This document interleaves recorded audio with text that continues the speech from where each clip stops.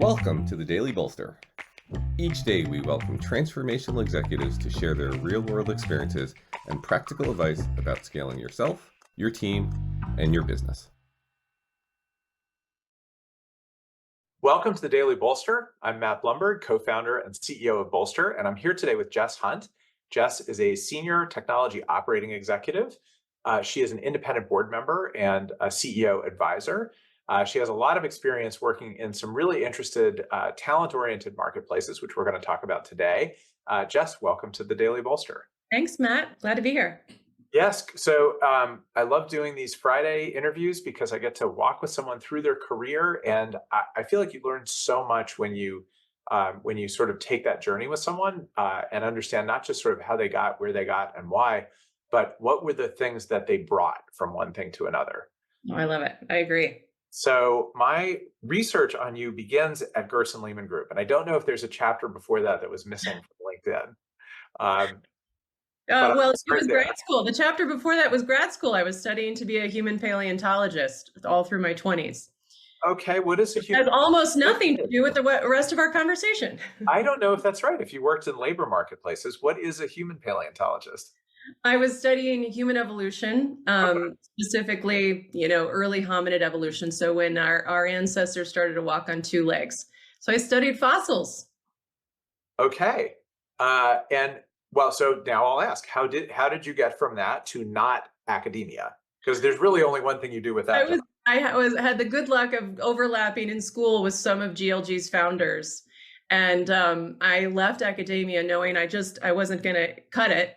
And I was lucky enough to get an entry-level position at what was a very interesting startup in the late 90s and early aughts in New York City. It was an internet-based, non-MarTech startup that was an early talent marketplace.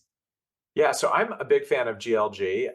I have gotten to know in different ways over time G and L, but actually years after they, I think, had both left the business. In a lot of ways, GLG is a good comparable for the first part of the Bolster business model, the marketplace for fractional executives. But so talk a little bit about your time there. I think when you left, you were either running sales or you had a very senior executive role. It sounds like you were entry level to begin with. That's right. Talk a little bit about your rise there, and also kind of how that coincided with the rise of the business. The one thing I've never known about that business is, was it an overnight success, or was it one of those companies that took 10 years to become an overnight success? Well, I wasn't there the first couple of years. I joined, and I'm sure that I wasn't one of the first 50 employees or even 75 employees. And so I imagine it as an overnight success. Certainly we got big quickly in the first couple of years, and we also became profitable rather quickly and had some really interesting inquiries to buy us. We were building a new category that was an alternative to sell-side research. And so we were creating a category, and we were doing, we were a challenger, and it felt that was a heck of a lot of fun, and I think we were unusually successful in the beginning. We'll have to ask G&L about that. Right. And what made the business tick? Like, did it turn something that wasn't an organized marketplace into an organized marketplace? Did it create demand for something new? Was it a little bit of both? My perception is that we had product market fit very early, and the market that we were in were ready buyers with relatively big budgets for what we were selling. So that sounds like a good formula right there. I mean, you can get that. We were also, over time, it didn't feel like it in the moment, but we ultimately benefited from the regulatory environment, which was expecting certain compliance from our customers and from our platform. And we invested heavily in being independent, not part of a bank, and we invested in compliance. So I think I like to think we made a lot of good decisions in the first 5 to 10 years about the kind of platform we were building. And then we benefited from the internet. LinkedIn came along while we were, 6, 7 years old. And we were using note cards in the beginning. I think they're probably framed in the office somewhere now. But the way in which you could find people at the end of the 90s and the early aughts benefited us a heck of a lot. So we were lucky in that regard. Yeah, it's funny. I had never thought about the compliance element to that business, and it reminds me of something that I want to ask you about. So one of my mentors, someone I worked for years ago at MoviePhone, used to say that people bought products along what he called the fear greed continuum, Oh yeah. and that you could buy things because you were afraid to, you had to. You could buy things because they were going to make you more money or make you look better or whatnot. Um, and the best businesses are the ones where you had both. Did That's GLD have certainly true both? with us. I don't know that I've ever had such a fear greed combination in any business I've worked on since, because there was certainly an element of, you were able to say, here are the hedge funds that are working with us now. Wouldn't you like to be one of them? And that was probably more effective there than any other business. And of course, I've been in sales and marketing for a really long time in any business since. Yeah, but compliance, compliance is something that will just make people make decisions about things Right. um, because they feel like they have to. Right. So that's interesting. So now, many years later, you've worked at lots of other different places. Have you ever used GLG as a client? I have, and I'm also an expert in the network, and I occasionally do phone calls. Ah, um, yeah, I have done one or two of those over the years, and they're always interesting because they're just kind of random. They are random. I mean, this is the thing about labor marketplaces, is that labor marketplaces, if you're a part of the supply side of a labor marketplace, your experience can be a lot wonkier than if you're on the paying side and the Right. customer side. And I'm sure you're learning. You see this at Bolster, and that's true for every labor marketplace I've worked on. Yeah. Okay, so from GLG, the next Yes, step in your career was at Axiom Legal. that's right. And Axiom Legal was actually like one of the original labor marketplaces, Yeah, and trying to bring that to lawyers. that's right. One of the things that I always really admired about Axiom, and we were a client of Axiom's right after they got started at Return Path. We used Axiom for a couple of things. Oh, Uh, cool. yeah, and I thought what was so interesting that they did was effectively was they basically productized a service. And when I think about labor marketplaces, successful high-end labor marketplaces, they're really good at productizing a service. So I'd love to hear about your time there. And does that resonate as one of the success factors? Yes, yes, and it reminds me of something. So at GLG, I basically, it was one of those experiences where when you're at a startup, and I was there for the better part of 10 years, and I got to make a lot of mistakes and wear a lot of different hats, but mostly I became a sales leader, a sales and marketing leader, and a general manager there, and helped to build the enterprise business. And that's sort of all the businesses I've been working on since have been enterprise businesses. At Axiom, I was, really ready for it. At that time, Axiom and GLG were about the same age, but Axiom was actually, I think maybe by then it was bigger. And so I took a job to have a bigger P&L and more people, and scale was really important to me. By then I felt like I had some functional expertise, and I wanted to put it to use. So that was great. But I learned a lot at Axiom. And one of the things that I reflect on that Axiom got right was brand. And I think that's related to your point about productization. If you called, I did lots of research before I joined Axiom, and I would call customers, anyone I could find.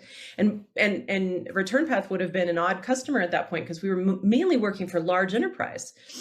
So we were innovators and so many things. Yeah. And you called a customer, and Axiom as a service was so locatable for them, which is really interesting because it's illegal. I mean, at that time, their legal tech has changed a lot, but at that time, to have such a strong brand was something that the founder and CEO and a founding team were really deliberate about and invested a heck of a lot in.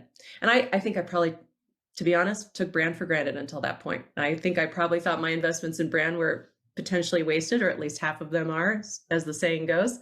And I don't take that for granted anymore. Yeah. No, it's a really good point. I think I also think there's something about being known as the first brand in something, or a pioneering brand, and Axiom really was. in obviously not the first law firm, right, or not the first collection Right. of lawyers, but they brought that notion of sort of lawyers on demand, through on a platform to the world. Right. It was also on the supply side, it was a really interesting alternative path for attorneys. I mean, we had hundreds and then eventually thousands of attorneys. And if you're an attorney that doesn't want to work at a big firm and wants more flexibility than in-house, I mean, especially primary caregivers in certain Right. stages of life, Axiom is a terrific, terrific path. Yeah. Yeah, and actually that was our use case. So we had essentially our general counsel, but we didn't need a full-time general counsel. And it was a mom who was extraordinary lawyer, caregiver, and she ended up coming in-house after many I years, love it. but in-house in a more flexible way because we still didn't need full-time. Um, Fractional labor. fractional labor We too are believers. going to be big. So let's talk about Andela. Andela, in some ways, it's a similar business, but actually quite different in a lot of ways. And why don't you actually tell people first what Andela is? Because I think it may be less well known than the other two, and a little bit about the things you did there over time. Sure. Andela is a company that offers fantastic software development talent to companies on an outsourced basis, but it feels insourced. And today, Axiom is software talent all over the world, but Axiom's heritage is in Africa. Andela. Andela's heritage is, sorry, there you go. Andela's heritage is in Africa. So we started in Nigeria. And by the time I joined, I think we were in 4 countries. And so we benefited from remote work. We benefited from technology and the flexibility that software teams and certainly technology companies have to work with talent all over the world. And so we believe there was such big pools of extraordinary talent in places in the world, especially in the African countries we were operating in, to offer exciting opportunities for that talent and to offer exciting talent to software companies, primarily in the US, but also in Europe. Yeah. So this is a parallel to my last comment about Axiom. So Bolster is actually an Andela client. We've had a great experience with Andela. We have 3 engineers in Nigeria and 1 in Kenya, and have for 3 years. So it's been a good experience for us. The one thing I always was a little confused about is I seem to remember when we started working with Andela, the positioning was that they were a marketplace, but I haven't experienced as a client them as a marketplace so much as just really high quality engineering staffing. How was the business one and then it became the other? Is it a little of both? Are there different models? I think it is a marketplace, and you always have to be careful when you talk about marketplace business models and human talent. But just like you said before at Axiom, the offering is such that if you're an end user, if you're a customer, you either have a great team that is a part of your company, or you have great individual talent that is a part of your team. And so that would be how you would experience it, ideally. The business model itself, the operating model, looks like some of these other talent marketplaces we've been talking about. Oh, interesting. But clients aren't in and out of there it's so different from GLG where you're getting someone for 30 minutes, right? Totally. I think we've had engineers from Andela for 3 years. Right. So that's right. But companies can scale up and scale down, do project-based work with Andela. I think it sounds like your experience has been ideal. If you've got fantastic talent that you want to hang on to and that wants to hang on to you, that's where we'd certainly like to go. And that's the best economics for any marketplace. Yeah. No, like I said, we've had a great experience with it. The one thing that's challenging with that model, like GLG, you hire someone, you talk to them once, you never expect to talk to them again. Our culture is very people oriented, and we care a lot about sort of the growth and development of people on the team, et cetera, et cetera. When someone's a contractor, it's a little bit harder to make that work, and when they're a contractor on another continent, it's even harder. Right. So we have, for example, once a year we get the whole company together in person. because we live in a bunch of different places, and we literally can't bring them because of like travel visa issues. So there's some things that end up being, a little bit disconnected. But yeah, I mean, they've been tremendous parts of the team. And I mean, I will say that, and at Andela, we invested a lot to make sure that for those who could travel, for the engineers who could travel, that they were allotted one trip a year, at least one trip a year, where they would be, in person for 2 weeks with their teams. And so you were there before COVID, though, right? yes. Yeah, I think a lot of things are different on the other side of that. I agree. And then, so the next step in your career after that is what you're doing now, which is fractional work, advisory work, board work. That's right. What led you to make that jump? And can you ever see going back to doing full-time executive work? Right.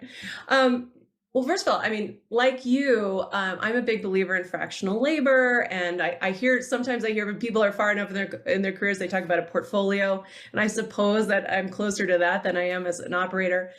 I'm also an operating partner at a growth equity firm called Long Ridge with $2 billion under management, focused on business tech and fintech, and that's also an important part of my portfolio. So I kind of look at myself right now as enjoying the portfolio while it lasts, but I am definitely not finished operating.